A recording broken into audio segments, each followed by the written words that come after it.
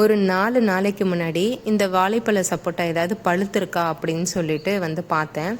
எதுவுமே பழுக்கலை. சரின்னு சொல்லிட்டு போயிட்டேன். இன்றைக்கி வந்து பார்க்கும்போது ஒரு பழம் நல்லா பழுத்து கீழே இருந்தது. அதை எடுத்து சாப்பிட்டு பார்த்தேன். ரொம்ப திகட்டுற மாதிரி இருந்தது. சரி, இனிமேல் செடியிலே பழுக்க வைக்க வேணாம், எடுத்துடலாம் அப்படின்னு சொல்லிட்டு எல்லாத்தையுமே நான் கட் பண்ணி எடுக்கிறேன். ஏன்னா ஒரு 2 நாளில் எப்படியும் பழுத்துரும்.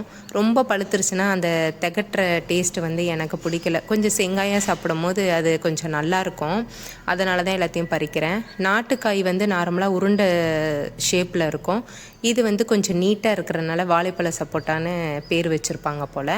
ஆல்ரெடி பார்த்திங்கன்னா மாடி தோட்டத்தில் வந்து பிளாக் சப்போட்டா, அதாவது சாக்லேட் சப்போட்டான்னு சொல்லக்கூடிய ஒரு வெரைட்டி வச்சுருக்கேன். இது வந்து இந்த வெரைட்டி.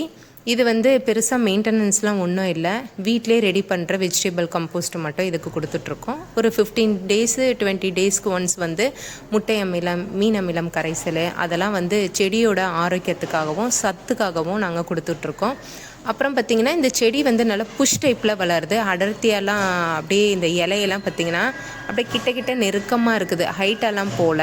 காய்களுமே எனக்கு போன முறையை விட இந்த முறை நிறைய காய் கொடுத்துருக்கு. ஒரு காயும் நல்லா பெருசாக தரமாக இருக்குது. நம்ம கொடுக்குற வந்து அதுக்கு கொடுக்குற இயற்கை உரம் வந்து அந்த அளவுக்கு நம்ம கொடுத்தோன்னா காய்களோட அளவு பெருசாகவே இருக்குது. வீடியோ பிடிச்சிருந்தா லைக் பண்ணுங்கள்.